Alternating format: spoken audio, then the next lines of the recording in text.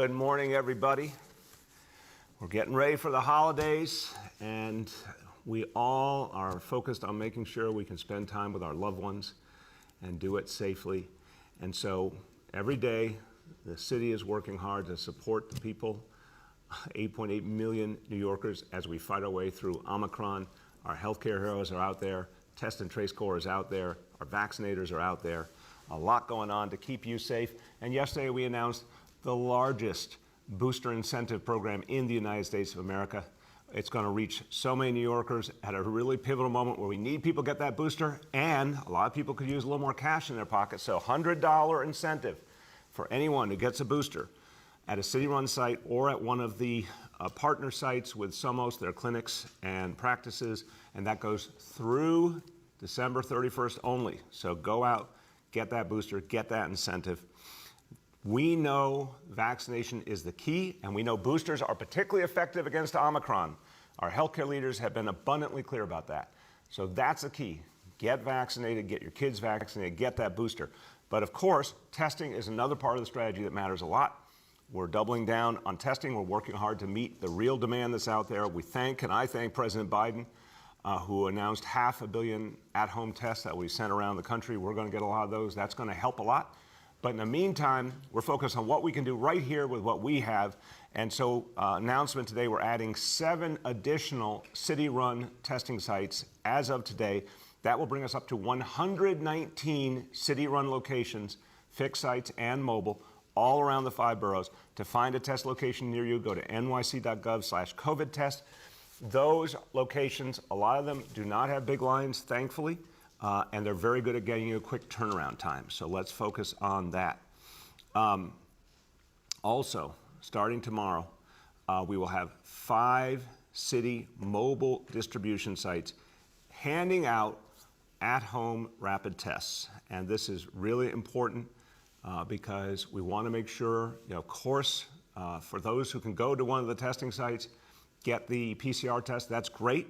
But we want to make sure more and more of the at-home tests are available as an alternative. We're starting to get a little more supply. We need a whole lot more. But we will have, starting tomorrow, 5 city mobile distribution sites solely for the purpose of handing out at-home tests for those who need them. Those locations will be around the city. They'll be posted shortly. We want to make sure testing goes well. There will be some lines, there's no doubt about it, particularly at the private sites. But our job is to minimize the lines at the city-run sites and at our partner sites, get you the best possible experience, get you the quickest possible results. A little bit later, we're going to hear from Dr. Katz. I think he's coming on in a few minutes, so we'll get him back to talk about some of the specifics of that. But so we focus, obviously, every day on the COVID crisis, on the challenge of Omicron and how we overcome it. And I'm very confident this city will overcome it. In fact, it looks like it's going to be a very brief period, intense and challenging, but very brief. And we have a lot of tools to fight back. So right now, COVID is in the front of our lives, it's in the front of our faces. It's what we're focused on. But we know the COVID era will end, and hopefully as early as 2022. If we do the right thing, if we get vaccinated, we know the COVID era will end. We have powerful tools we're using to get everyone vaccinated, like our private sector vaccine mandate starting on Monday. But as we think ahead to the COVID era ending, we're going to have to redouble our efforts in fighting an even bigger challenge in many ways, and that's the climate crisis. That is going to be a huge challenge for our future. It already is, and up ahead. So we want to speak about that. But I'm getting a signal. Is that a Dr. Katz signal? Dr. Katz is with us? Okay, so I'm going to hold. I want to talk about the climate situation in just a second. But let's go back on the point about ensuring with COVID, with Omicron, with testing, making sure that everyone who goes to a city site has a better experience, faster experience, good turnaround time on their tests. Dr. Mitch Katz, head of Health and Hospitals, has been working hard over the last few days to add reinforcements to improve the process. Let's hear from Dr. Katz with an update. Yes, thank you so much, sir. And we so much appreciate that New Yorkers are going out and getting tested. That proves that New Yorkers want to be able to get through this pandemic without infecting family members and friends, that they're very considerate and want to make sure that they're safe and others are safe. We have, over the last few days, had some challenges in meeting the demand. So many people have come out for testing, and for a period of time, we did not have home test kits, which are a great way of making testing happen more quickly. But today, we are expanding hours on all our health and hospital sites from 7 a.m. to 7 p.m. We've been able to do that by going virtual for our ambulatory care visits, so that I can then have nurses and other staff who work in our clinics be available in the testing areas to make the testing go much faster. We've also now acquired a sufficient number of testing kits so that we will be able to hand them out to people who feel comfortable going home and doing a test, and that will also keep our lines short. So we have plenty of testing capacity now in terms of our labs, and I think people will have a very different experience. So I want to add one other update about health and hospitals. For a temporary period, we are going to be tighter about restricting visitors. We've never gone back to our usual open visitation policy. In general, I'm a big believer that people should have visitors when they're in the hospital, and that those visitors should stay as long as they're able to. But we've had a recent outbreak in one of our hospitals that we think is related to visitors, not of course their fault. There's so much transmission going on right now in New York City because of Omicron. And so for a short while we get the situation under control, we're going to have limited visitation. We'll always make exceptions in extreme cases. Certainly every woman who is in labor will be able to bring someone with her. If it's an end-of-life hospice situation, of course, family members will be allowed to come. If there is a sick child, of course, parents will be allowed to stay with the child. But for a short time, in order to make sure that we don't cause more disease, we need to limit the number of visitors. Thank you, sir. Thank you very much, Dr. Katz. Thank you for the update. Thank you for what you're doing to manage this situation. What you said was absolutely crucial for everyone to understand. We're going to make some adjustments to make sure that we can take care of people, to make sure that we get people the help they need.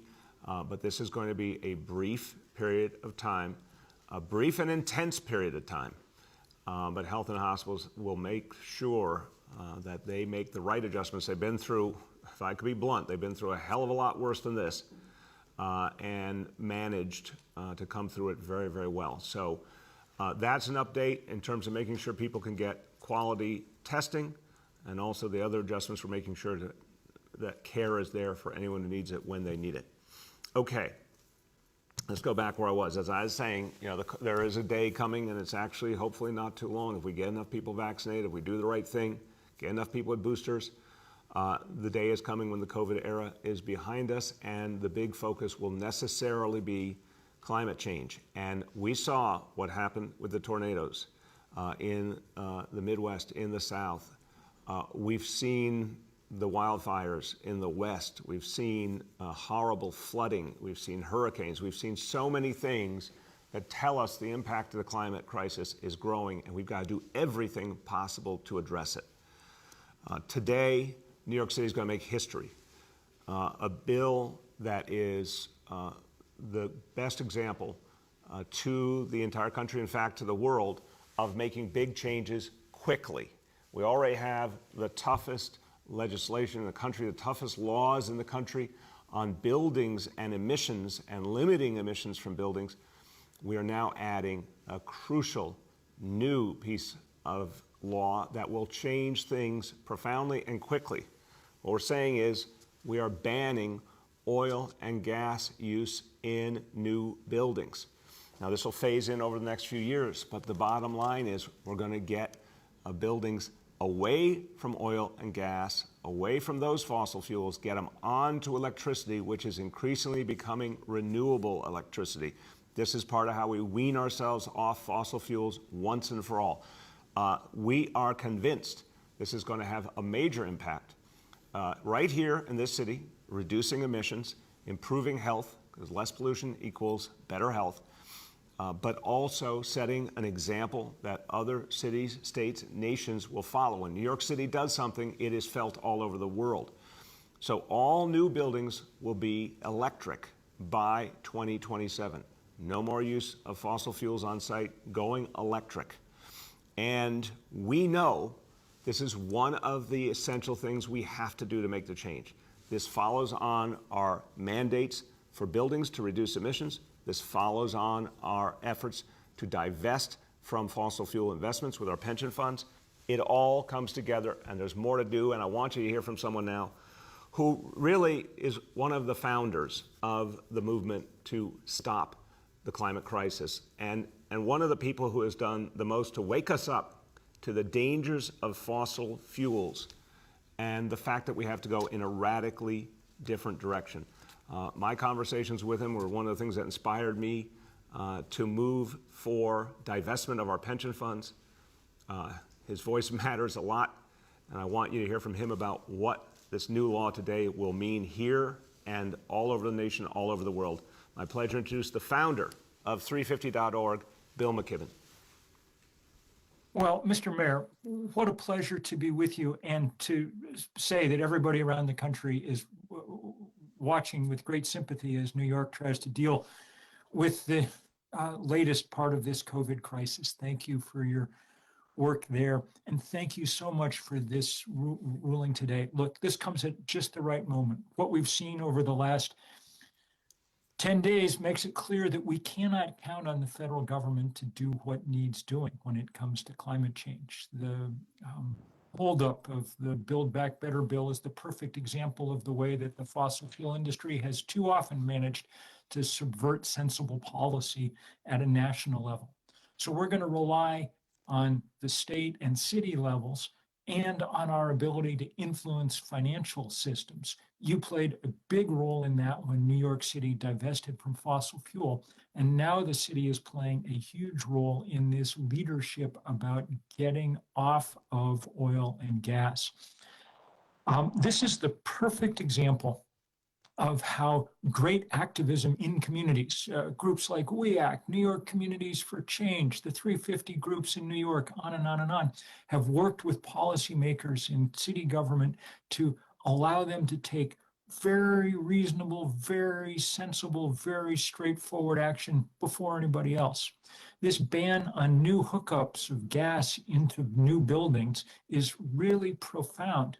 The Economist estimates that about 40% of emissions come from buildings. So there's no way to tackle the climate crisis without, and of course, New York City is the place when we think of buildings in the world. The great towers of New York City are the first thing that come to everybody's mind. So it couldn't be a more symbolic or powerful thing. And it couldn't be a thing that will make more sense for New York City's future as a center of commerce.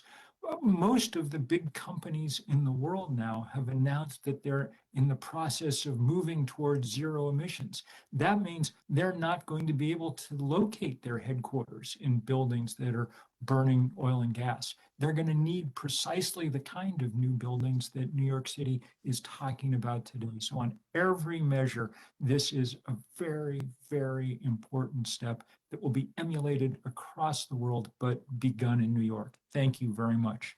Bill, thank you. And I want to say something. I want to ask you something. What I want to say is none of us could have gotten this far without your leadership, your personal leadership, and 350.org. You've really lit the path for so many of us. And I want to thank you from my heart for that. And Bill, a lot of people, including a lot of younger people, my kids' generation, worry it's too late. And I always say to people, even if we fear that, we can't give up. We don't exactly know what the future brings. We just understand how urgent the situation is. These kind of things can make a difference. I think it'd be really helpful for people to hear your perspective on why to keep fighting, even though we're hearing dire warnings. Well, it's a very good question. Look, your kids in some ways are right. We're very late in the game and we're behind. It's not a good sign when the Arctic melts, you know? Um, um, and we're not going to stop global warming. That, unfortunately, is off the menu at this point. But we can, we think, still stop it short of the place where it cuts civilizations off at the knees. In order to do that, we have to move with the kind of speed that New York is moving today. The scientists have told us that we need to cut emissions in half by 2030 if we're to meet the targets that we set in Paris. That's a huge job. And it's going to strain our abilities. But the good thing is that the scientists and engineers have cut the price of renewable energy to the point where it's the cheapest power on the planet. The only things now that are holding us back are a toxic combination of vested interest and inertia. And those are the two things that the city of New York is standing up to today. So no guarantees that we're going to win this fight. It's a timed test, and humans are not that great at timed tests always. But this is a good sign of precisely what we need to be doing everywhere. And of course, it begins in New York.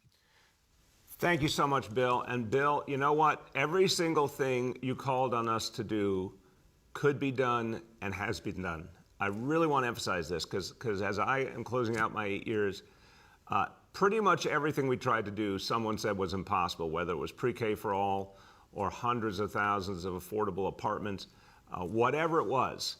With the first response typically was, that can't be done, that's too much, that's too fast.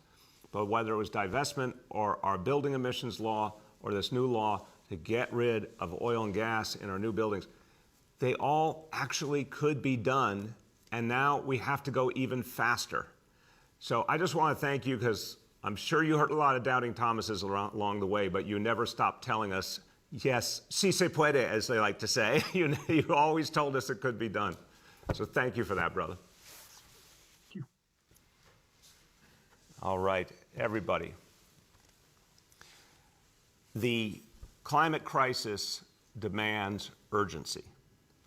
And so even as I'll be signing a law later today, I'm going to be signing some executive orders now that really matter.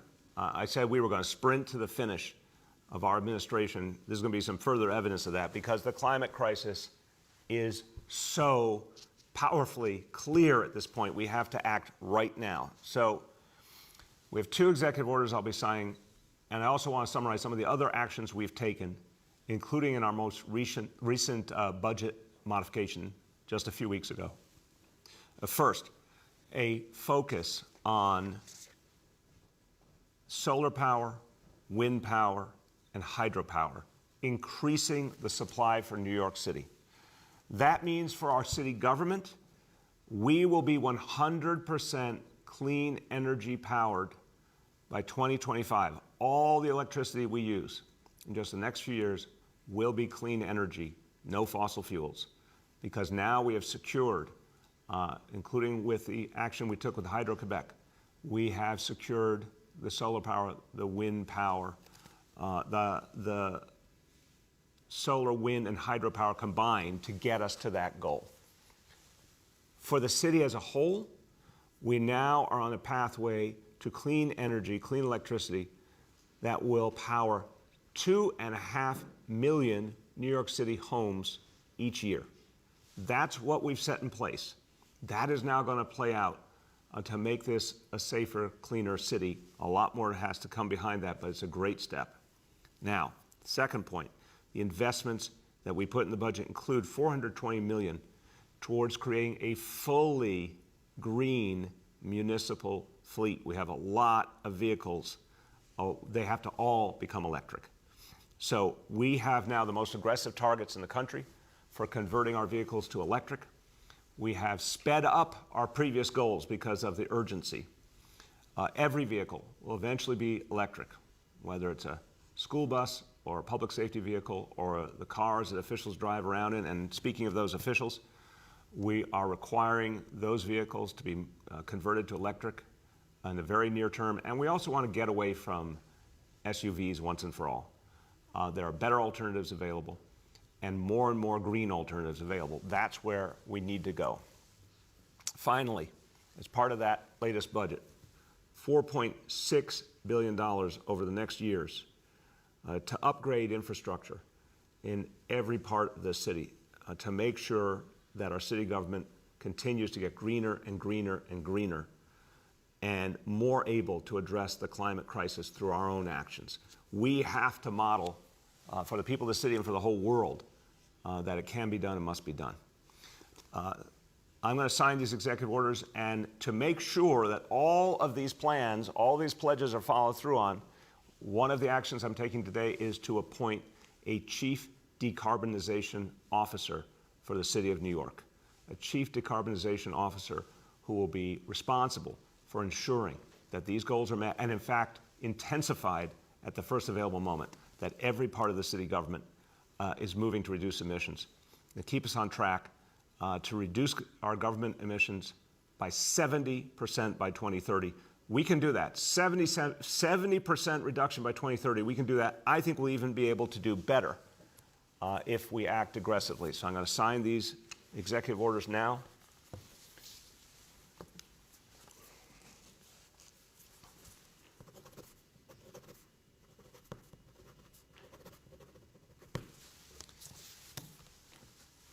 And one thing we are learning about the climate crisis, as soon as you achieve one change, immediately start on the next.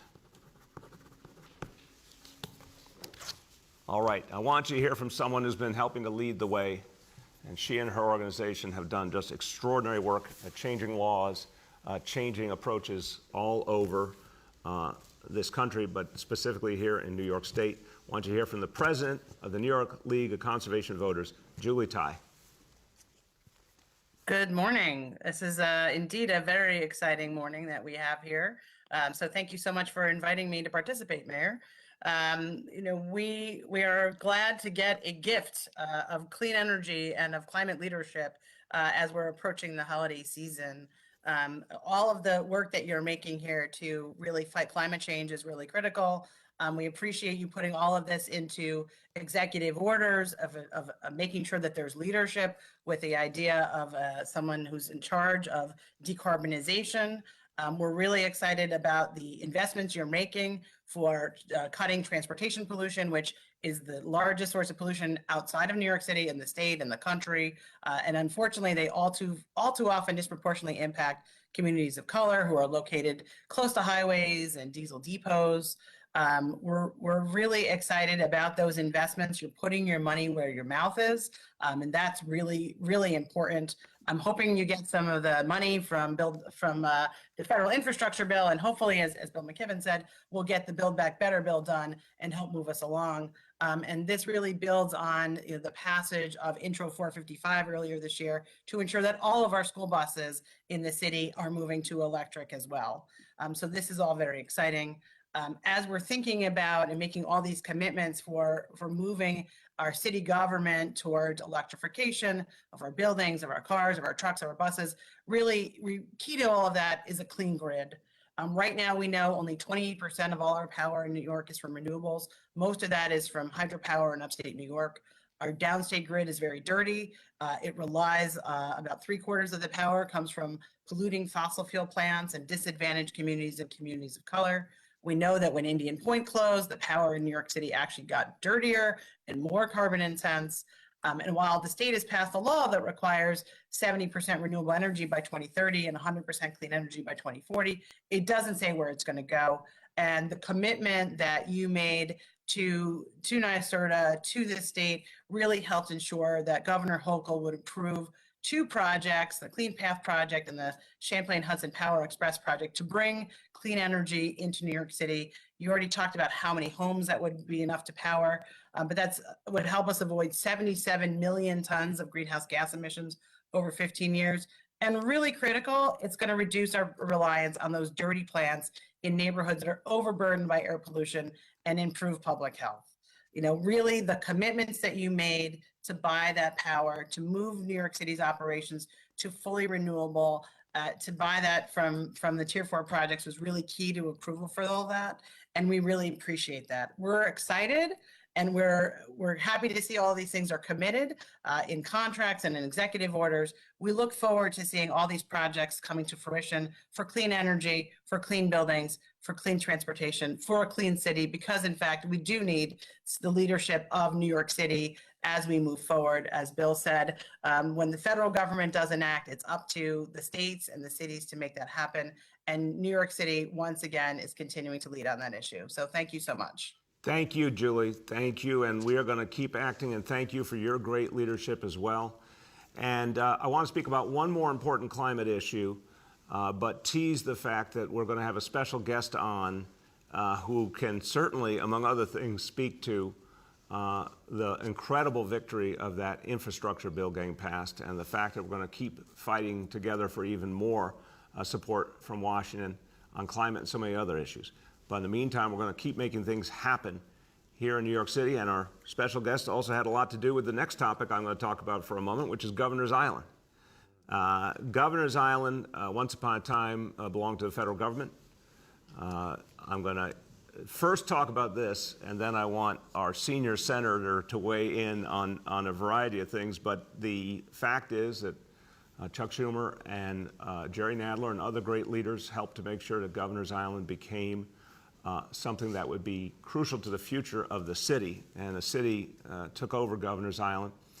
And originally, of course, what we experience today, an amazing place to go, a beautiful place for families and recreation and history and culture, but now we're going to make it something so much more. And earlier in the year, we announced a global competition to make Governor's Island the climate research and action center, not just for the United States, but for the whole world. Because if there's any place that you should have a global headquarters, it's New York City. We're the capital of the world in so many ways. We have the United Nations. We have every community from all over the earth represented. And we are feeling, as one of the world's great coastal cities, the impact of climate change. We saw it with Hurricane Sandy, to say the least. We are the place that has the talent, the drive, the energy to create the climate solutions of the future, to build the consensus for them, to keep driving us forward. So we asked some of the greatest academic and research institutions around this country to join together and apply to run this new extraordinary center. This is an unprecedented effort to focus all our energies on fighting the climate crisis.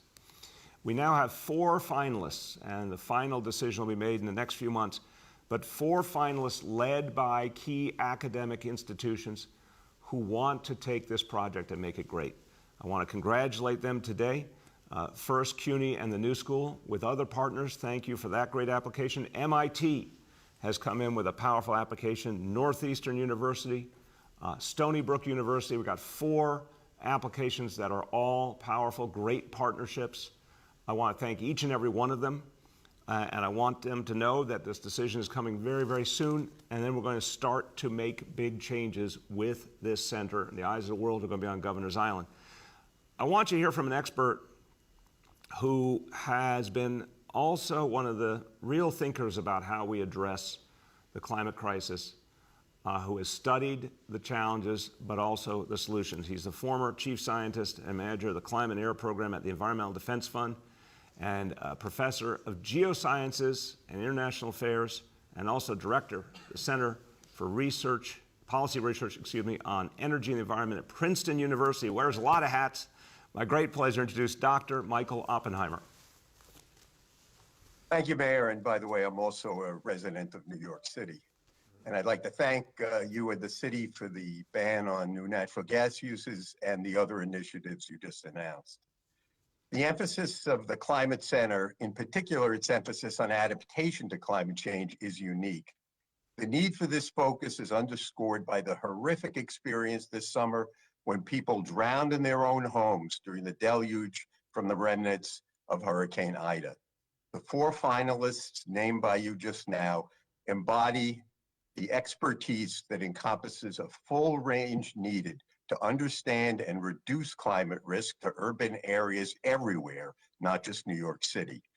Like climate change itself, their focus ranges from global to local, and from the emerging clean energy revolution to the supreme need to understand how to protect, especially our most vulnerable citizens. So I'm very happy with this initiative, and I'm proud of my city for assuming this leadership role. Thank you. Thank you. Let me tell you, you've been right there with us every step of the way. You are a proud New Yorker, I can tell. But you've really helped us as we've been formulating our policies and approaches. I really want to thank you for that. And this needs to be the global center because Lord knows we do not have enough action yet in this world on the climate crisis. So thank you for being one of the people who's helping to make this happen. Thank you, Mayor. Now, I mentioned a special guest who's joined us now. And it's kind of amazing whether you talk about Governor's Island, well, he made that happen. He made that part of New York City's future. Talk about the infrastructure bill, well, he made that happen.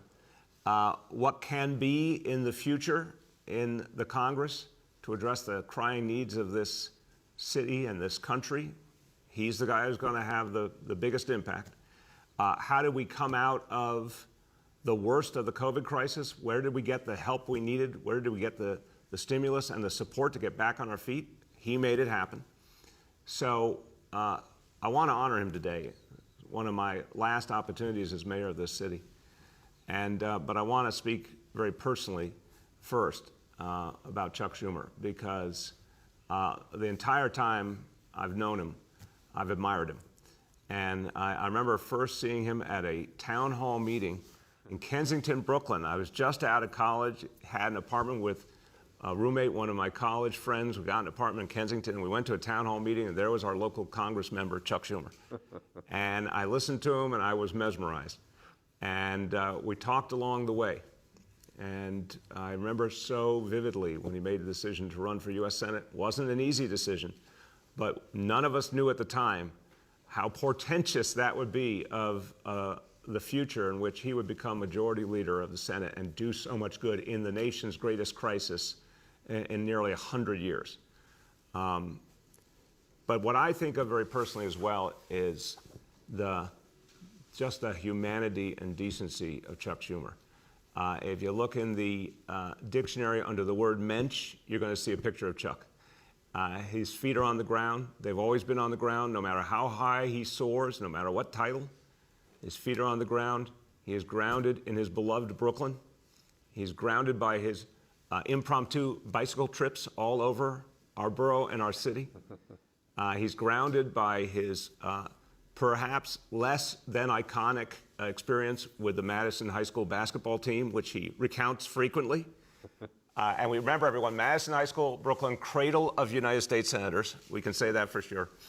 But Chuck started out against the odds, started out in public life, made an impact everywhere he's been, climbed and climbed and climbed, but always, always, always remembered where he came from. And there's no finer a public servant that this city has produced literally in our entire history. And I'm putting Chuck Schumer up in the pantheon with Franklin Delano Roosevelt and Fiorello LaGuardia because he has met the moment. He has dealt with a crisis beyond any of our imagination. And if he weren't there, this country would not be able to get through what we've gotten through already. That is a guarantee. And this city was saved in so many ways by his action. So this is personal and emotional for me, but it's also as the person has the honor of representing 8.8 million New Yorkers. This is something I hope and believe would bring about the greatest unanimity you've ever seen in this city. If there's someone who deserves the key to New York City, he's sitting right next to me now, and it's my pleasure to present this honor to Senator and Majority Leader Chuck Schumer. Unmask for it. You can unmask for this occasion. Thank you, Mayor. I believe you're vaccinated. Thank you, I am. 3 times.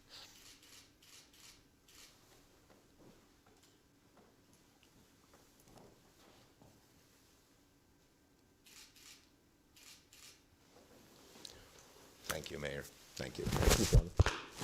Well, thank you, Mayor, and it is truly an honor to receive this key to the city I love so dearly and have lived in my whole life.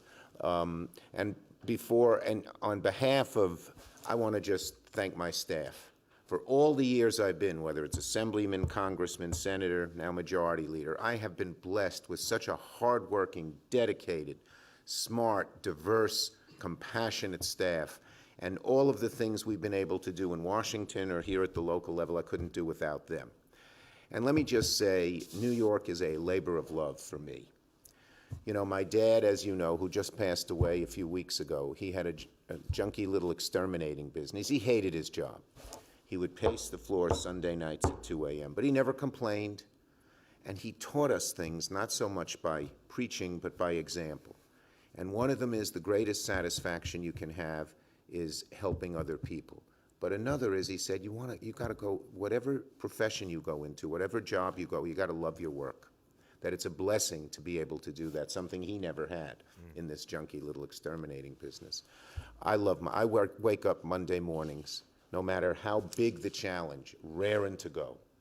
And what motivates me is New York. I just love this city. It's just such an amazing place, as you said, Mayor. I ride my bicycle all over, and I stop and I talk to people and I see things I've never seen before. It's just an amazing place. And so anytime New York's needed help, I've tried to be there with each crisis. When I got George Bush to commit $20 billion to New York City reluctantly after 9/11, although he stuck by his word. After the financial crisis, of course, Superstorm Sandy, and probably our greatest challenge was COVID, where we delivered, billions, hundreds of billions of dollars to New York and its institutions and helped bring things back. So I am honored to receive this key. I'm honored to be in the company of people like Spike Lee. Doesn't get better than that. The amazing Mets got it. One person I do want to mention, Ray Pfeiffer, who passed away, who had helped lead the charge to those who rushed to the tower to get the medical help, and he was there in Washington even when he was dying cancer. He's somebody I've looked up to, and he's received the key as well. So I'm honored to receive the key. I will never, ever stop fighting for New York. As long as I have air in my lungs, that's what I love to do. That's what gives me joy and satisfaction, the love of the greatest city, as you mentioned, in the world. Amen. Beautiful. I have one more thing. You must. Yes, now we always try to help New York. Please. You know about this. So I'm sending a letter to FEMA today. I got the letter here somewhere. Here it is. Asking them for 100 new mobile testing locations. We need these locations across the city. Now, today they said they're sending 6. That ain't close to enough, given the magnitude of the crisis and what we need. I asked the federal government 2-3 weeks ago in one of my little Sunday press conferences to do this. Now COVID is raging, the variant is raging. We need these mobile testing sites. You see people lined up all in every part of the city waiting to be tested. We need testing. Testing is one of the best ways to beat this virus. So I hope that FEMA, I know you've joined me in asking for this, Mayor, but I hope that FEMA will send us this. This is the key, testing. And it can be done at mobile sites. It can be done. We need more self-tests sent to people's homes. They shouldn't charge them for it. We can beat this crisis if we're smart and right on the ground with all, with all the help we need right on the ground. We need these 100 mobile sites, and we need FEMA to do it ASAP, and that's what I'm going to be fighting for in the next day. Well, you remember the old E.F. Hutton ads? Yes. You know, when E.F. Hutton talks, I think when you tell FEMA you need 100 testing sites, our chances of getting those testing sites just jumped up a bit. Let's hope. You know, they just jumped up. But listen, Senator, I think people have gone through so much, and I want to tell you, knowing you were there was one of the things that kept us all going. I mean it. Thank you. Well, knowing you were there, every time I called you, you responded, not just responded quickly and with passion about what could be done next. And you always went to bat for New York City, and your batting average was pretty damn good. thank you. I always say it helps to have a majority leader come from your city. Yes, first time ever. But let me just say, let me return the compliment. I cannot tell you how often the mayor called with so many requests, each one of them thought out, each one of them smart, each one of them careful, 917-833-29. I know his cell number by heart, he called so many times. I'm not giving you the last two. Hey, that's good, that's good.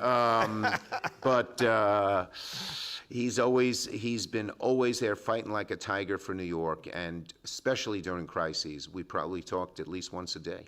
Yeah, we did, but it helped me and all my team to know you were there, but I think for everyday New Yorkers too, to look and always hear you at the front, fighting for us, getting things done. Well, thank you. And Senator, I'm going to ask very broadly, because it's on the minds of everyone. Everyone, obviously, it was a tough week. We all felt let down Yep. from certain things that happened in Washington, but I want to make it a positive. I know you enough to say ball game's never over if you're on the playing field. I think it would be great if you just spend a moment updating New Yorkers on how you're going to proceed. So we had a caucus meeting, Zoom, last night, where just about everyone participated. And there was universal feeling that we are not giving up, that we are continuing the fight on two major fronts, both of which we need very badly. One, of course, is Build Back Better.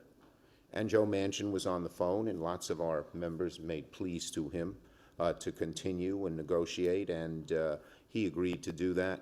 The president said that the other day.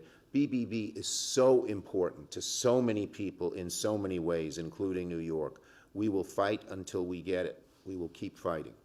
And the second thing we also agreed on is this, what they're trying to do in so many legislatures across the country on voting rights, taking away people's voting rights, redrawing the lines of the legislature in a jaundiced, political, and sometimes bigoted way. And we're going to move on that. That may mean we may have to change the rules because we won't get any support from the other side, but we're doing it. So we had a great discussion last night, and there was virtual unanimity that we should be moving forward on these fronts, and we're going to work hard to come to an agreement to get there. Well, that is extraordinarily encouraging. And the fact that everyone's talking, but most especially the fact that you are helping everyone, because I've watched with incredible admiration. You have quite a flock there, Senator. Yes, I do. And yet you keep a warm and personal connection with each and every one, across the spectrum. And that gives me hope. Thank you. That gives me hope. Thank you so much. Thank you for this great honor. I will treasure it because it symbolizes the place I love so much, New York. And we love you back. Thank you. Thank you, Senator. All right, everyone, as we continue, every time we gather, we go over the indicators, and these both show us the good and the challenge like never before. The good, we've now passed 13 million vaccine doses from day one. 13 million times a New Yorker rolled up their sleeve and got a vaccination, and that number is growing rapidly. And remember, that $100 incentive to get the booster, want people to take full advantage of that quickly. 13,011,904 doses to date. Number two, daily number of people admitted to New York City hospitals for suspected COVID-19. Today's report, 220 patients, confirmed positively 53.46%. Hospitalization rate per 100,000 New Yorkers is 2.21, and we're going to talk more, obviously, in the question and answer about this, but the good news is our hospitals are doing well, and we are seeing a very different reality than we saw in 2020. Many fewer people in ICUs, thank God. So even though we're seeing these higher numbers, we're able to sustain.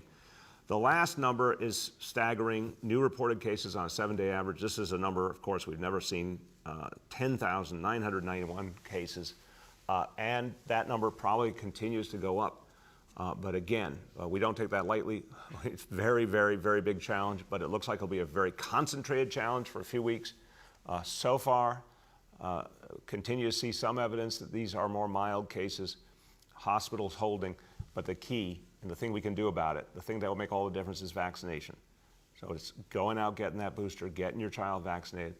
The private sector vaccine mandate coming into effect Monday, all of these things are going to help us fight back and limit the impact of Omicron for what looks to be the brief time it will be very, very much in our lives. Okay, a few words in Spanish, and the topic is on testing for COVID.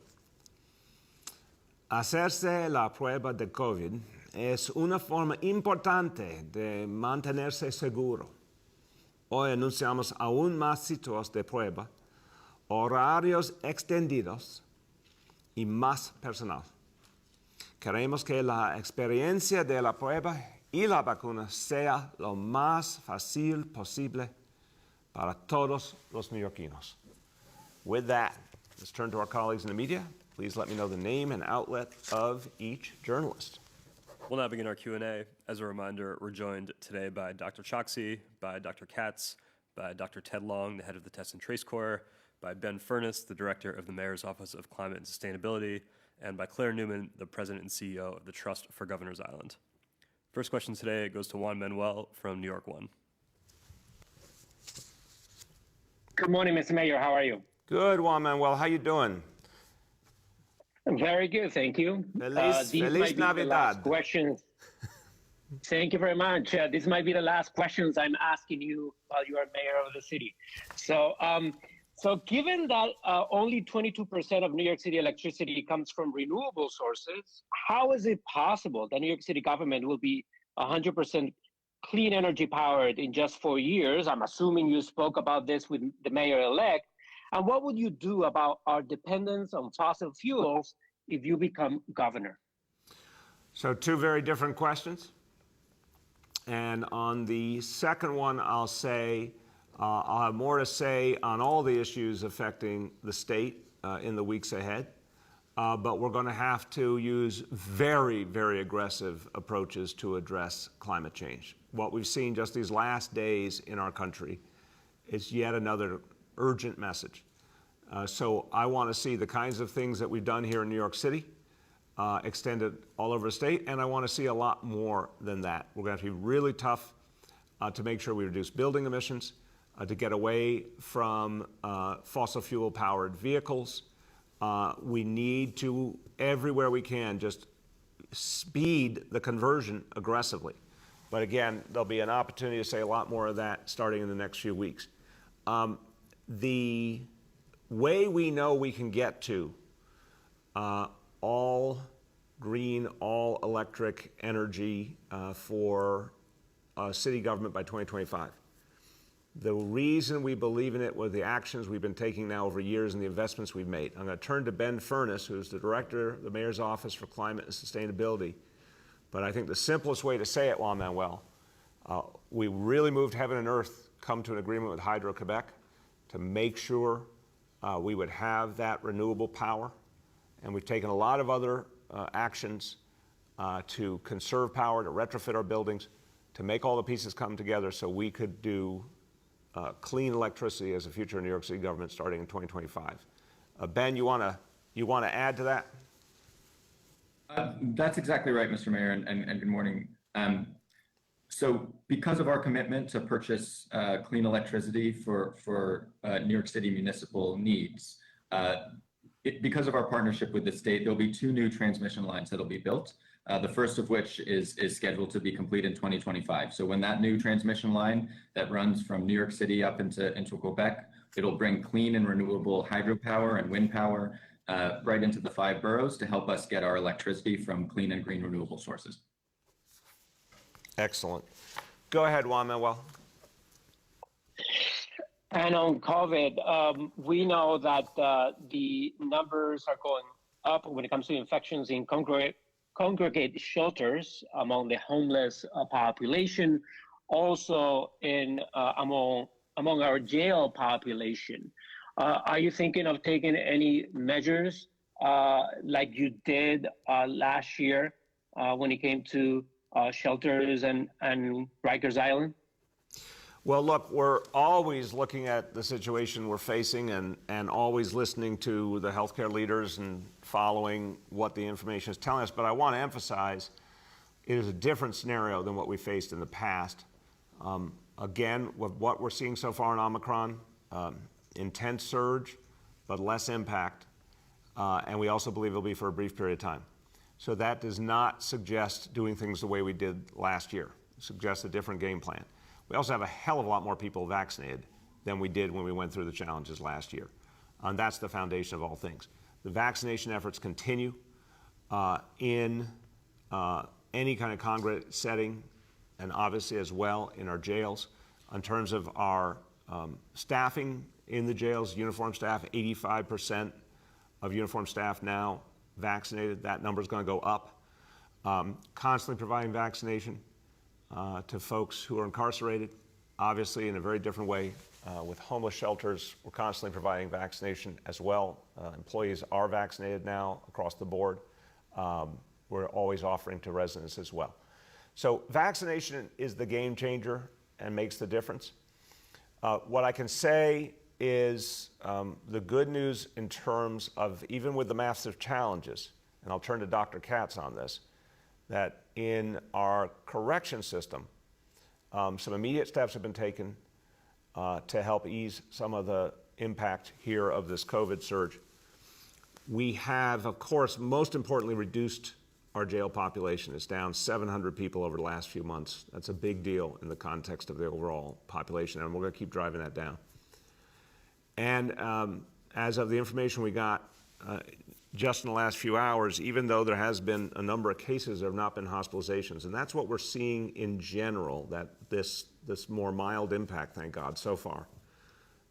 More cases, but not resulting in the worst outcomes. In many cases, of course, not resulting in hospitalization. So that's what we're seeing. Dr. Katz, you want to talk about some of the measures you're taking in terms of the correction system? Yes, thank you, sir. We have opened up another unit for inmates who are infected so that we can keep them isolated and try to limit the number of infections that occur. We are, of course, constantly increasing the vaccination rate among both the inmates and the staff who work at the jails. And as you said, sir, I've checked as of this morning, despite a major increase in infections, we have no hospitalizations.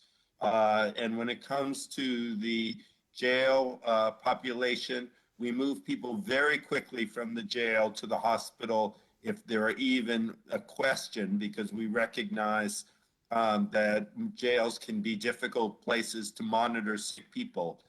So it gives me great pleasure in this really awful time that at least so far we have no hospitalizations. Thank you, sir. Thank you.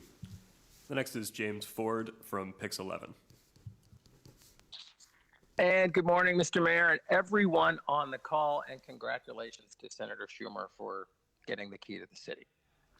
Amen. No one more worthy, James. You said it, and I will ask the question.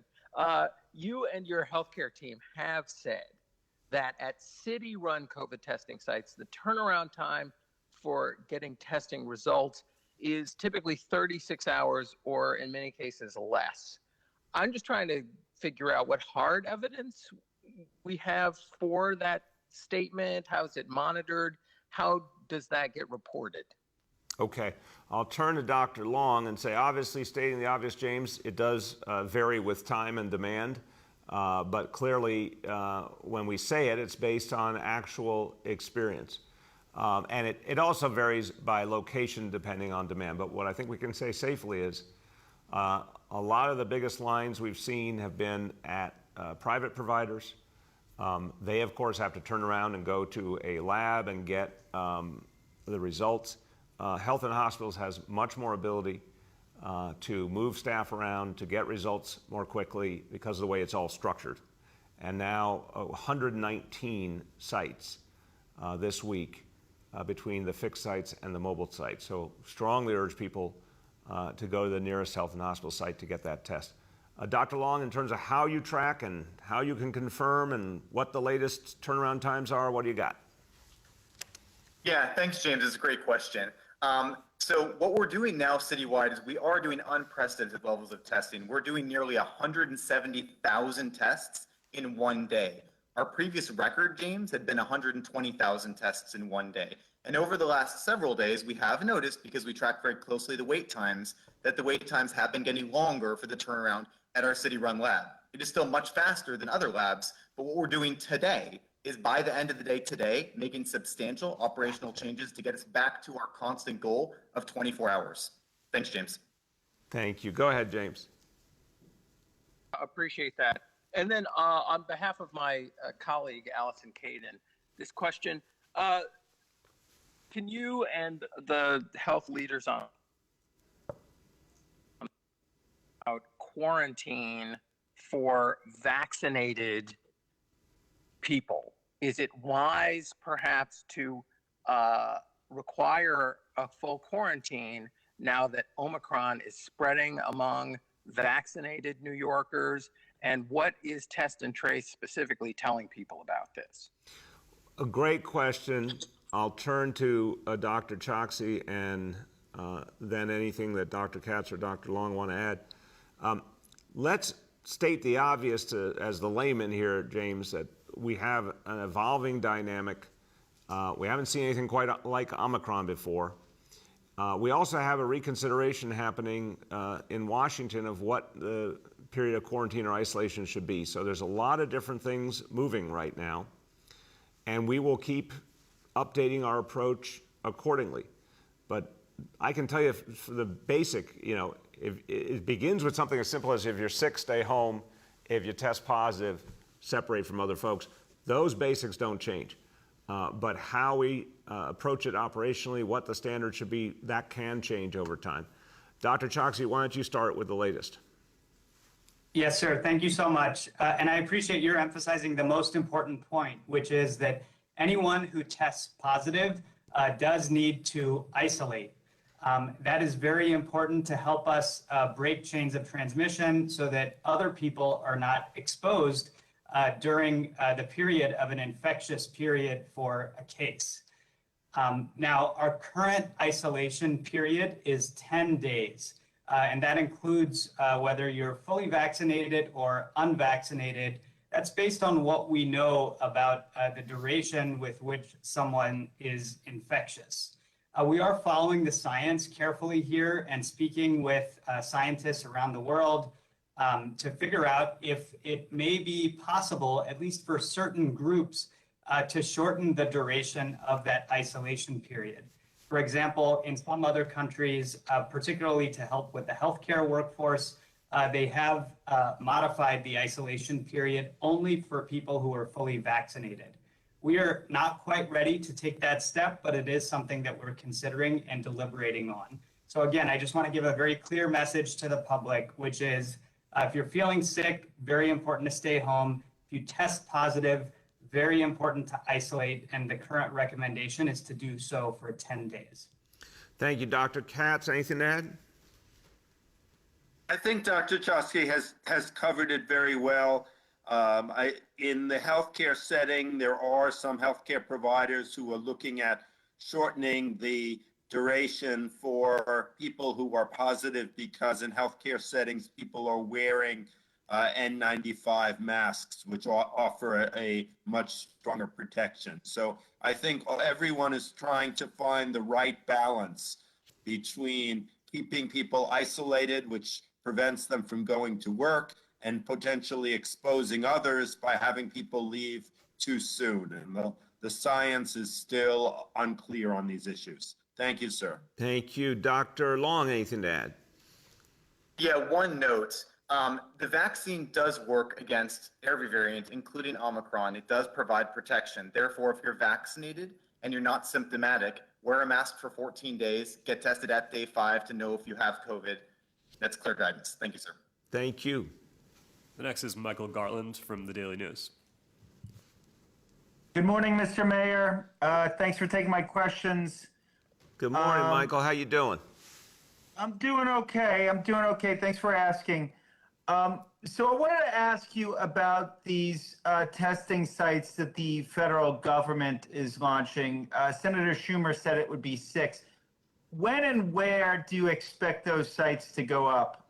We're getting the final word literally in these next hours of exactly both locations and hours and the amount of personnel they'll have. We're certainly working with the federal government to target them to some places where we have particular need.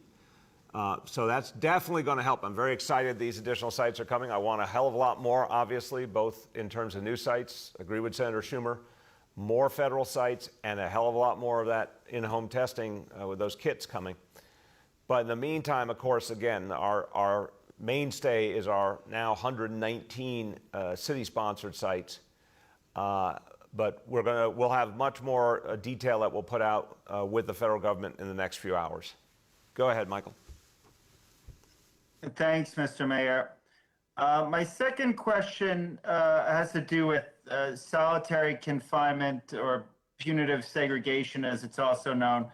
I want to read to you something that the mayor-elect said yesterday. He said, "I wore a bulletproof vest for 22 years and protected the people of the city. And when you do that, then you have the right to question me on safety and public safety matters."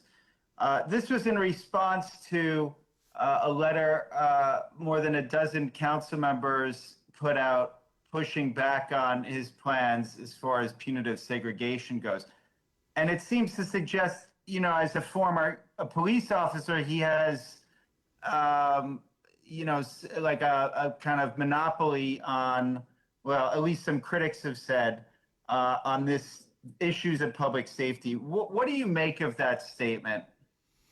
Well, first of all, I want to say I have a lot of respect, everyone knows it, for the mayor-elect. I'm working very, very closely with him on this transition. I think he brings extraordinary understanding from his experience as both a police officer and a police reformer. But I've also known him to be someone that always listens to different perspectives and works cooperatively with people. Fundamentally, what he and I have been trying to achieve is the same thing in terms of our correction system. We need a safe and secure environment for those who are incarcerated and those who work in the system. And at the same time, we have to get rid of the things that were part of our past that held us down and did not redeem people, but actually made the situation worse. We got to close Rikers Island. We got to go to modern, redemption-focused, rehabilitation-focused facilities. We got to get away from the approach to solitary confinement that bred mental health problems and conflict. And there is a way to isolate an inmate who has committed an offense, to isolate them from the general population, do it in a safe way, but do it without the excesses of the past. And that's exactly what we have been building.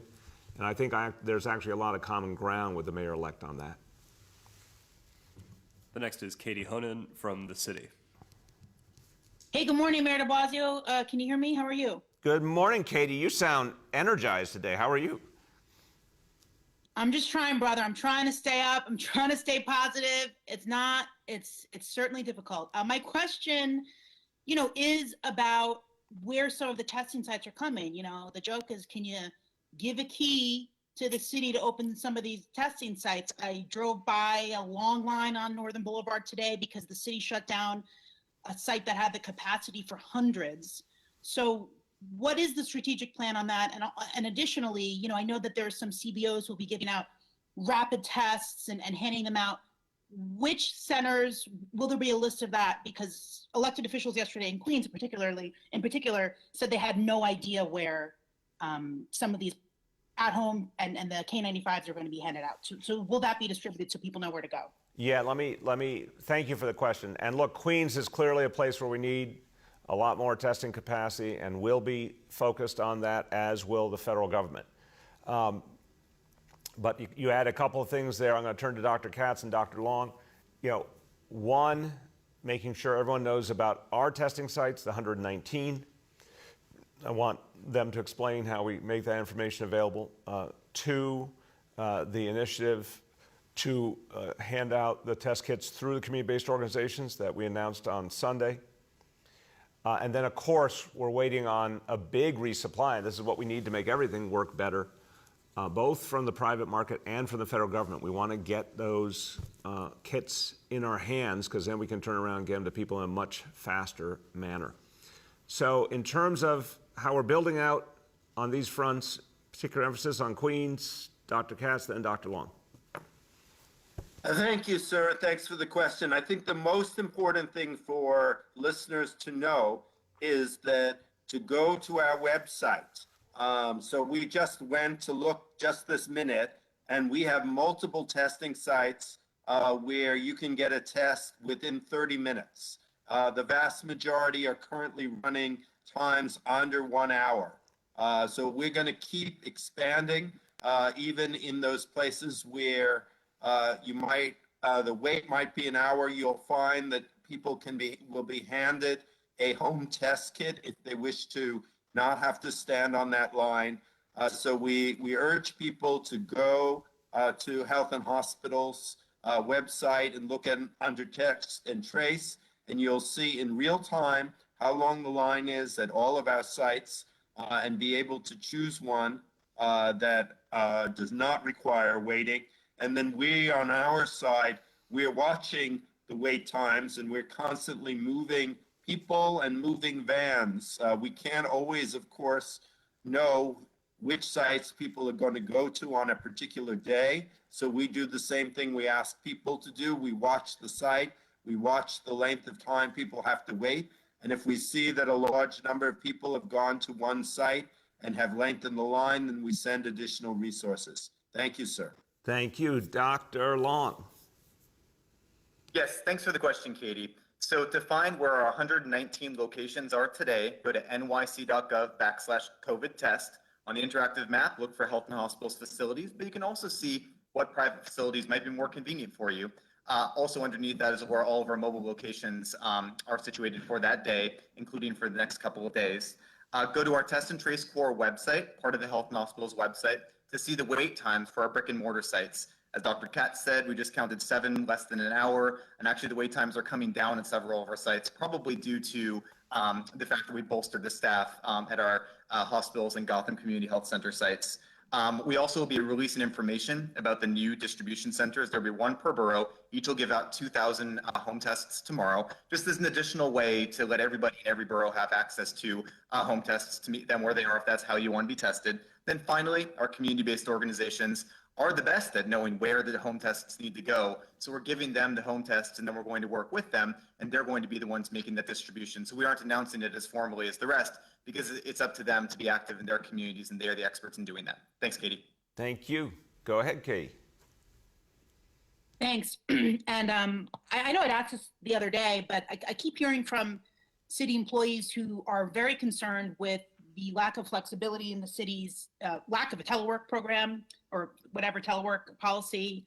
Very, in their words, and they've sent me the policy, it seems like it's very difficult to take paid vacation leave or even sick leave if they're not exhibiting symptoms but believe they've been exposed. They've also expressed concern because commissioners of some agencies and supervisors have not been at work, but they have to be. So it feels like a little bit of a double standard within that. So do you want to address that? I know you have hundreds of thousands of city employees who at least according to what I'm hearing from them, very disappointed and frankly afraid of the working conditions that they have to work under without any flexibility on the part of the city and you.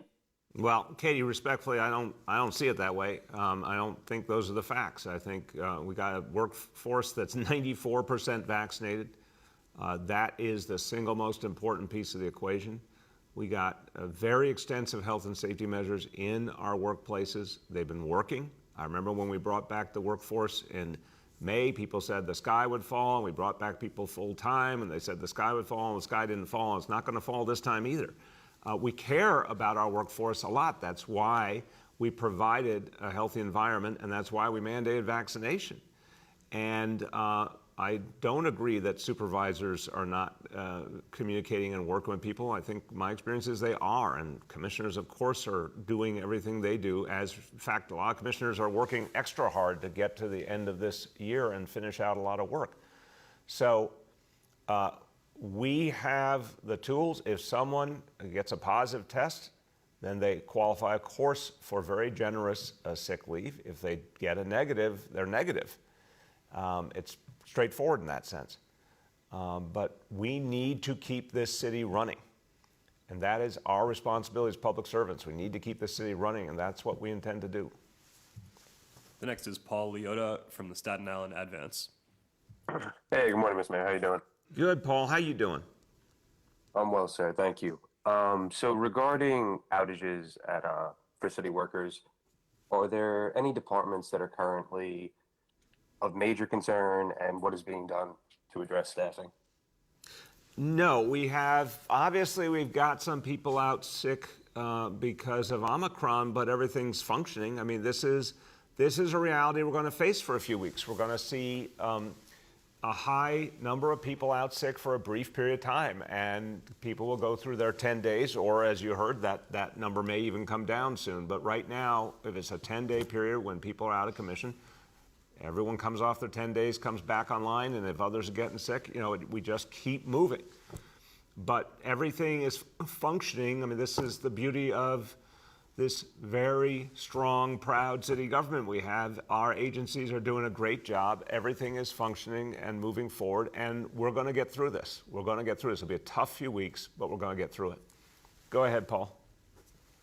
Thank you for that, sir. And regarding our reporting at the NYCHA Stapleton development, we received some information that looks like stovetop gas could return as early as May. That would make it for a year's worth of outages for the residents at one of the buildings there. I'm just wondering if you're aware of this and what can be done to expedite the situation.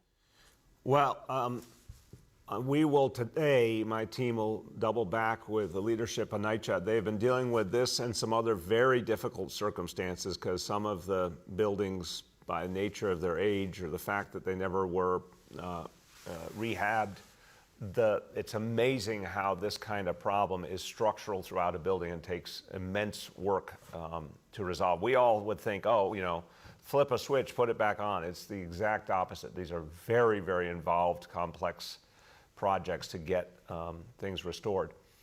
But we wanted to go as fast as possible. Every resource is going to be made available. If there's anything NYCHA needs they don't have, we'll make it available to them. And obviously the coordination with utilities as well. So I'll have the team double back today with the NYCHA leadership and get you an update today. But I feel bad for the residents who are going through it. And the bigger answer, Paul, is we got to fix up all of our public housing buildings. We have a plan to do that, particularly with the RAD initiative started in the Obama administration. And that's working, but it's going to take real time to get more and more done. The thing we need the most is Build Back Better, because Build Back Better would include a huge amount of funding for New York City public housing so we could actually go to the root of these problems and fix these buildings on a vast scale. That's what we need the most to help folks in Staten Island and all over the city. The next is Jimmy from the Wall Street Journal. Guten Morgen, Bürgermeister. Wie geht es Ihnen? Jimmy, you got range there, brother. Buenos dias to you. Yeah. So my question is for the doctors. First question, what percentage of the COVID infections that have been confirmed in the past, say, 3 or 5 days have been among vaccinated people? Dr. Choksi, I know you're an expert on this topic. What would you like to say? Thank you so much, sir. Jimmy, I don't have a specific percentage that I can give you because it takes us time to do the match with vaccination status. But here's what I can tell you in terms of what we do know. Certainly before Omicron, the risk of both infection, but then particularly for severe disease, was significantly higher for unvaccinated people compared to vaccinated people. For cases, it was on the order of 7 times as high for unvaccinated people. For hospitalizations, on the order of 13 times as high. With Omicron, we do know and we do expect that there will be more infections among vaccinated people because of its greater ability to evade the immune system. However, what we're keeping the closest eye on is how that translates into disease, and particularly severe disease among vaccinated individuals. And as of now, we have not seen a major signal of that, although we continue to monitor it day by day. What that means is that the people who remain hospitalized are, a significant majority of them are unvaccinated, and that proportion increases when you look at patients who are in the intensive care units. So these are things that we will be following in the coming days and weeks, but that's what I can tell you about what we know right now. Thank you. Go ahead, Jimmy. Great, and this is a complete switch of topic, but I've been reporting about what changes are going to happen when Mayor-elect Adams takes over in the new year.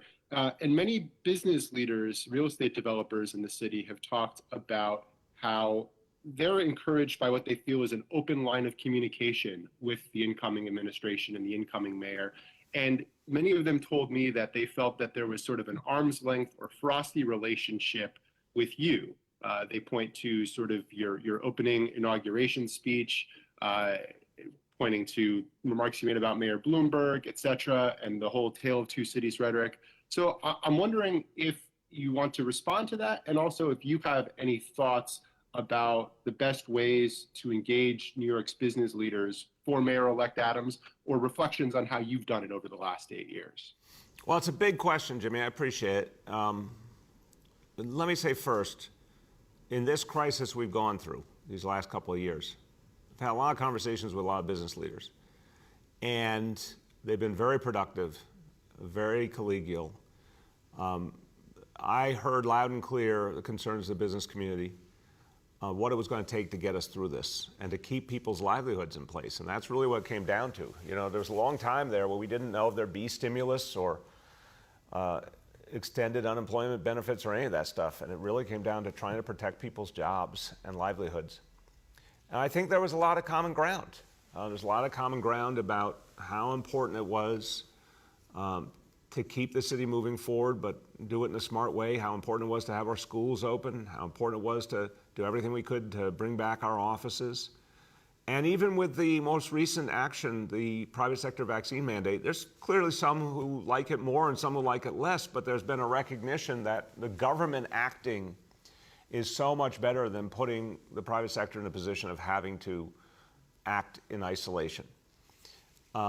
So I think there's been, in these last couple of years, many instances where we came together and understood each other and worked well together.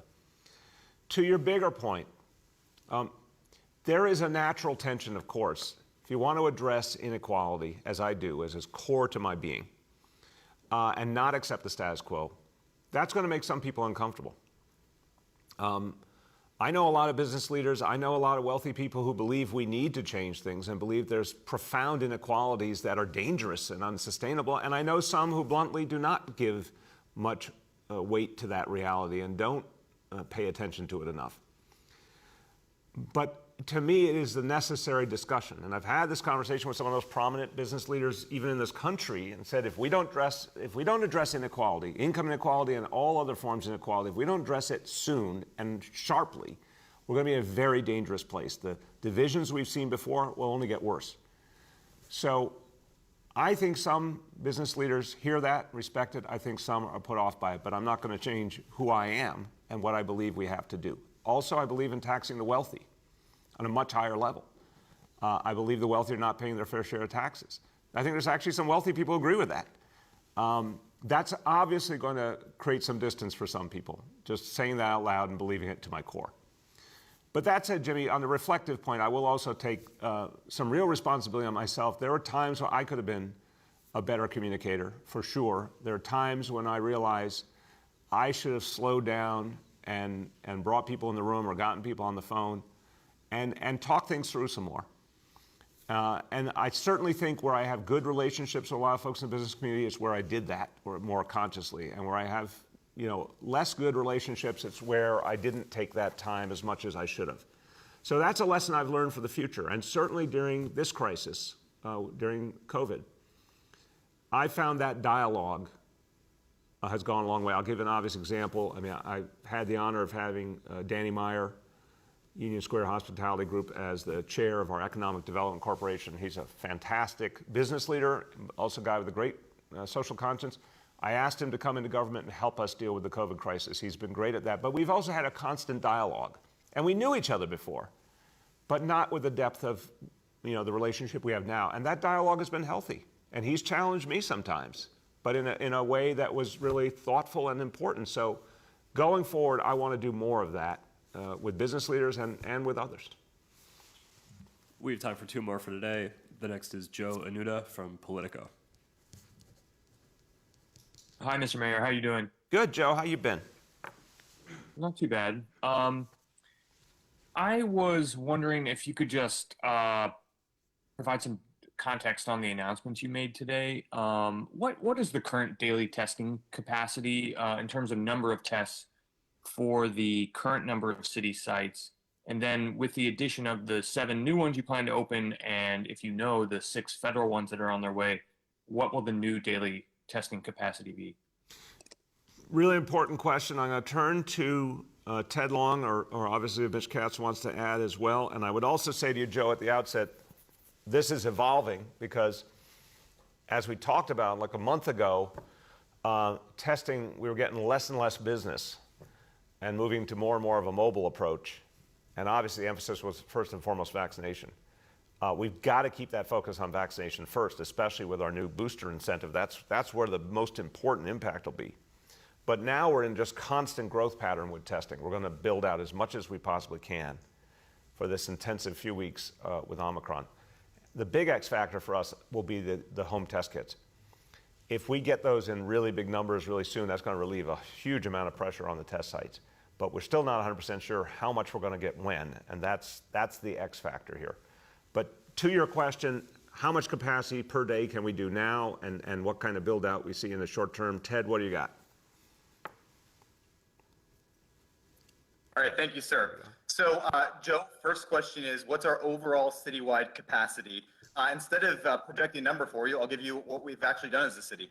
So on December 15th, we did 168,490 PCR plus antigen tests. That's a new record for us. That's actually still counting. So it'll probably be north of 170,000 soon. That's above our previous record of 120,000. For our 119 sites, more than 30 of them are new sites. Among the more than 30 new sites that we've added since we started to build, that's going to give us an additional capacity of 24,600 tests per day. And that's on top of doing about that with our current doubled mobile fleet and our current brick and mortar sites that we've had. So we've been building substantially. We've already been doing double what we were doing 3 weeks ago, and we're going to have the capacity to double that again. I hope that answers your question. So Ted, well, I'm going to ask it for clarity. We're obviously dealing with what we think will be a challenging few weeks, but where do you see our maximum going in the short term per day for these city sites? Daily maximum total, what are you seeing? For our city sites, I would see our daily maximum total as being probably on the order of 40,000 tests per day. And I would say citywide, we've already reached around 170,000. I think we're going to reach around 180,000 if we haven't already.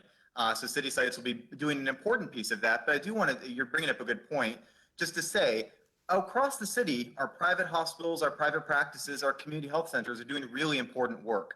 We as a city want to make sure that we're offering testing equitably to every neighborhood. We have big numbers here, but more important than just the numbers is our approach to being guided by our communities. If it wasn't for that, we wouldn't be able to bring the equity in testing to the city that really makes New York City unique. I'm pulling you back to numbers. 180,000 a day, all elements combined. And that's without including the home test kits that people could take with, correct?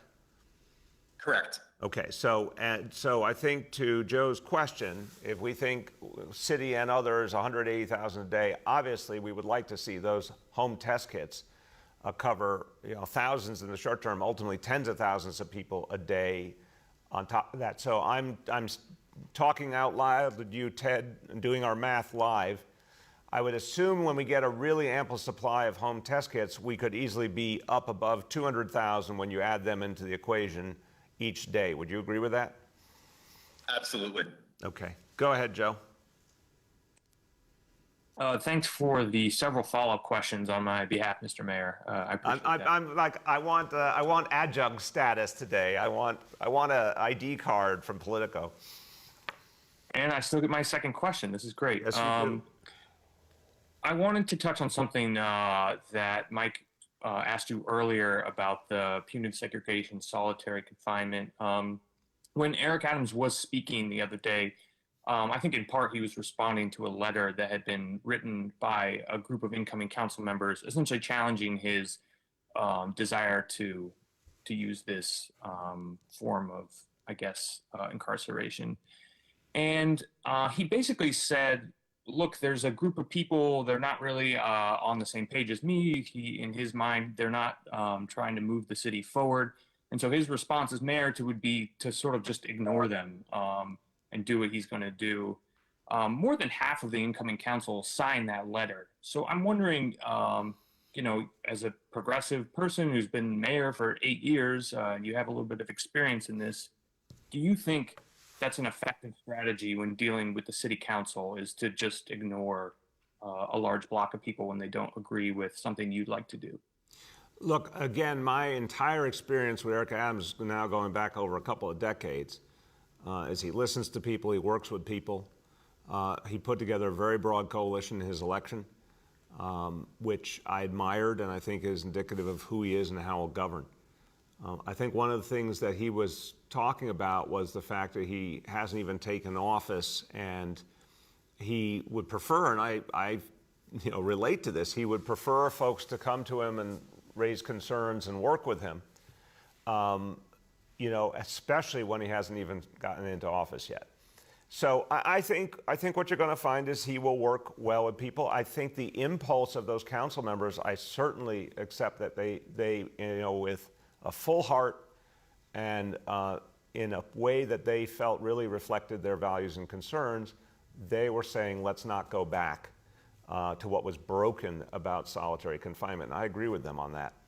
But I also think we have to be respectful of the fact that a new mayor coming in wants people to try and work together and communicate and come to him and come to his team in a spirit of collegiality. And I think that's a fair concern he feels.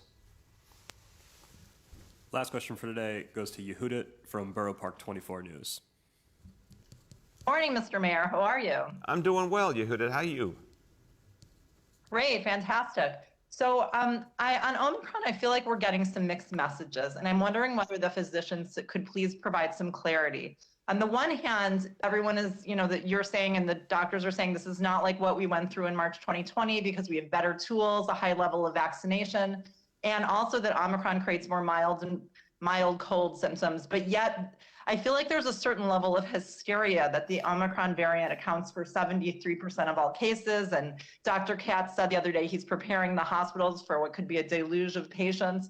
But I'm wondering, of the 73 cases nationwide, how many are really sick or hospitalized, or how many just have mild symptoms?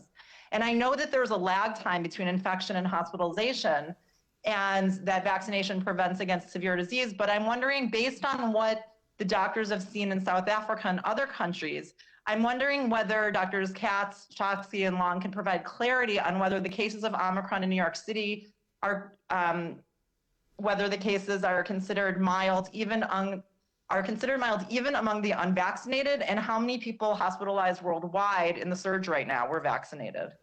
All right, now Yehudit, that was a long and multi-part question, so we're going to try and boil that down a little. The first part I want to pull out of that is what's happening in our hospitals.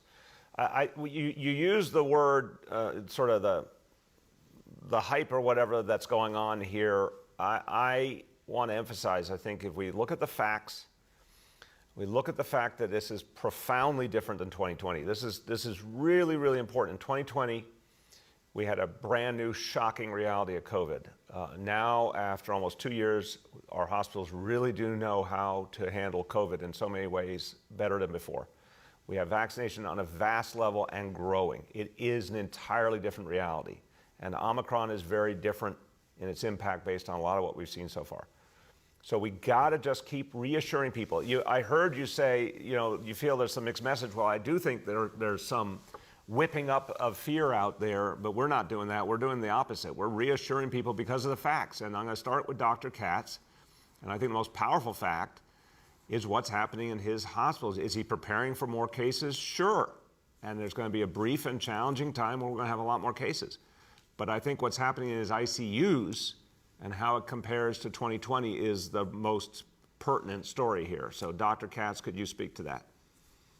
Yes, thank you, sir. And I think you've gotten it very well.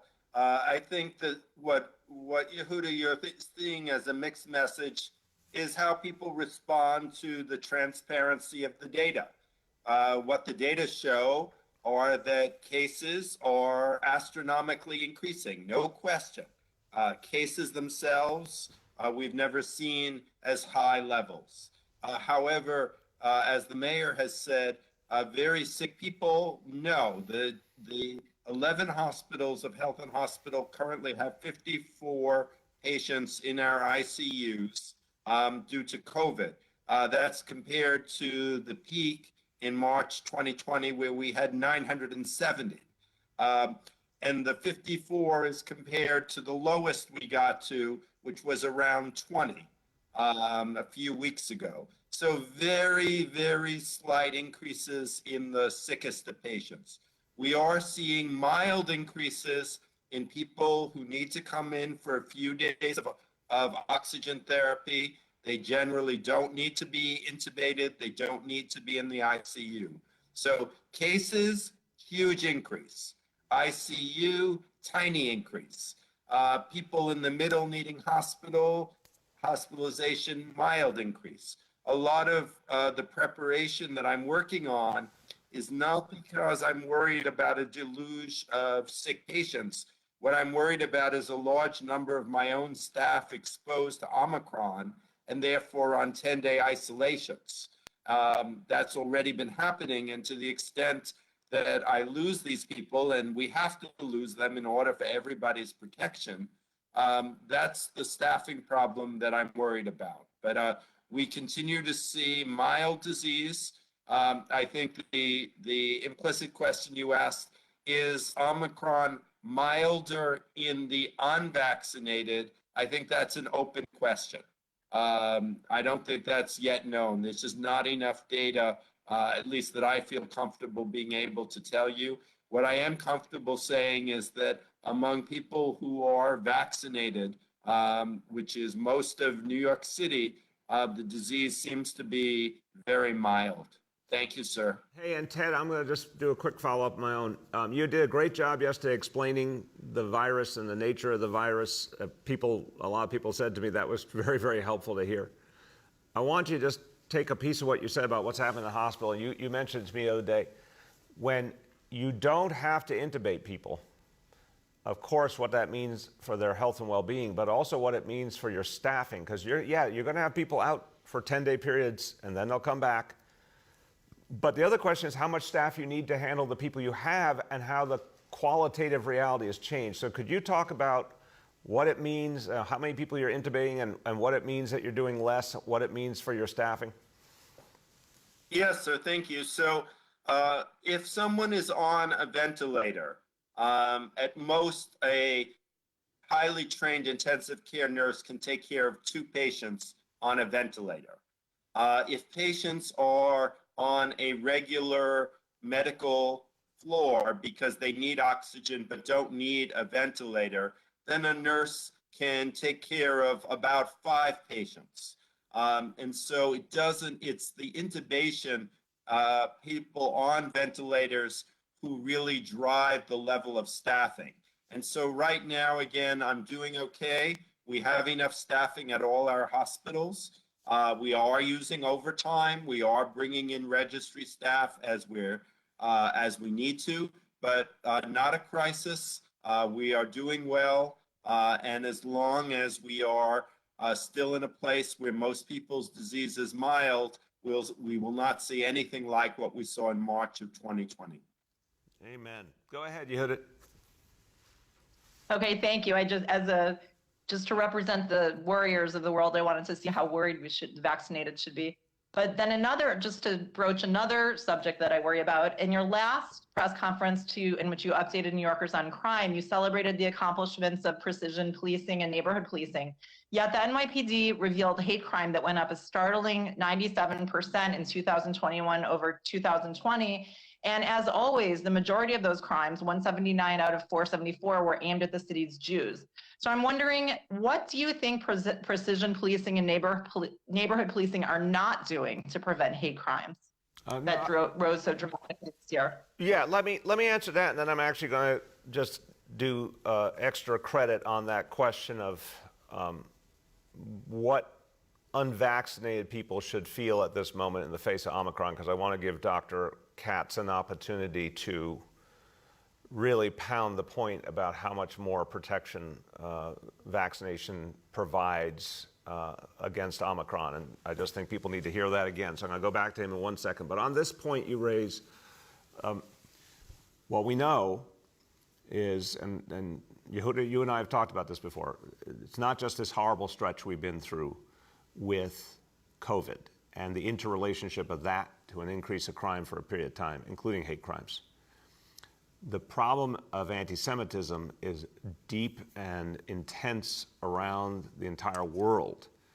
And I always say, some people had, unfortunately, the hope or the illusion that it was stamped out after World War II. In fact, it was only dormant in a lot of countries, in the West in particular, that acted like they were so civilized and so tolerant and so inclusive, but the anti-Semitism was bubbling right below the surface. And it now is manifested in many countries very deeply and dangerously.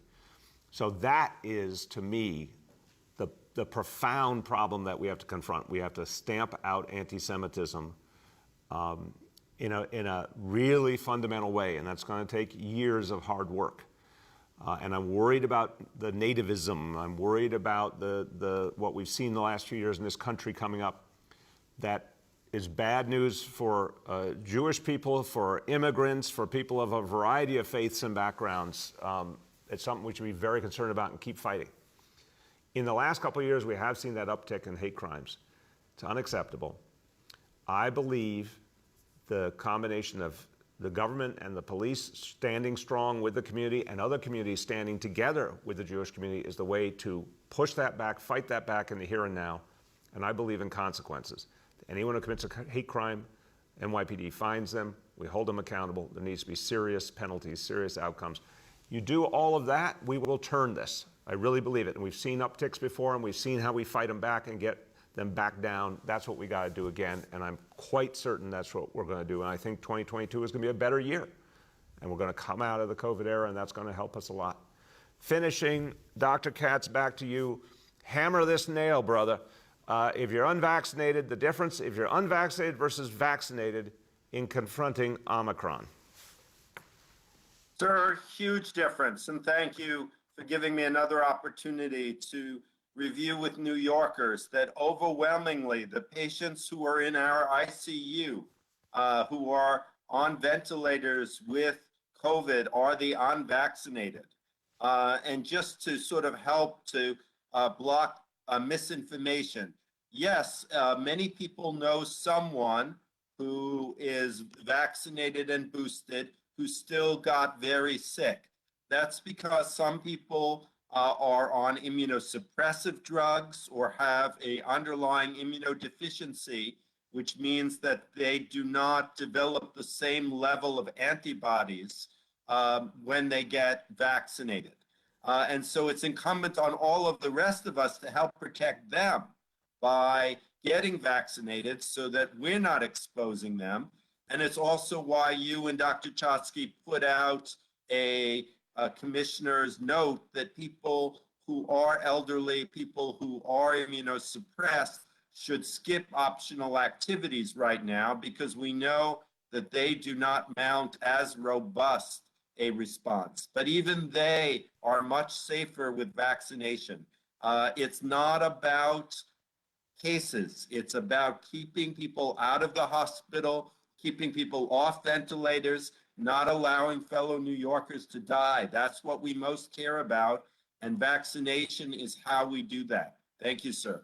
Thank you. Beautifully said, Dr. Katz, and thank you to you and all of our healthcare leaders who have been such powerful voices and so helpful to your fellow New Yorkers. I'm thankful for all of you, Dr. Katz, Dr. Choksi, Dr. Long, and all your colleagues who have helped people through. And right now, this is our last scheduled press conference before Christmas. That obviously might change depending on current events. But I want to take this opportunity to just wish all New Yorkers very Merry Christmas, very happy holidays. Whatever your faith, whatever your background, we all belong here. We're all in this together. And whatever you're doing to celebrate or gather with family and friends, I just want to wish you a time of peace and joy. It's sad, it's really sad that we have this new worry with Omicron right when we were hoping to take a break from all this and just be with our loved ones. It's another stress on top of all the stresses we've been through. It's tough. It's very tough. But I'm just, even with that, I'm so appreciative. I'm so appreciative for all the people out there working every day to keep everyone safe. Thanks to all our healthcare heroes and our first responders. Everyone who's vaccinating people, testing people, all these people care, and they are there for you. And even though we're going through that stress, and it just is such a weight, I am so grateful for the people who are helping each other and showing that love for their fellow New Yorkers. And I think that's something we should be inspired by. I think even as we wish we had a different dynamic here in our holidays, we're being reminded of the meaning of the holidays. We're being reminded of what all our traditions tell us, which is to love thy neighbor. And that's what New Yorkers are doing every single day to keep each other safe. So very Merry Christmas, very happy holidays to all, and we will see you again soon.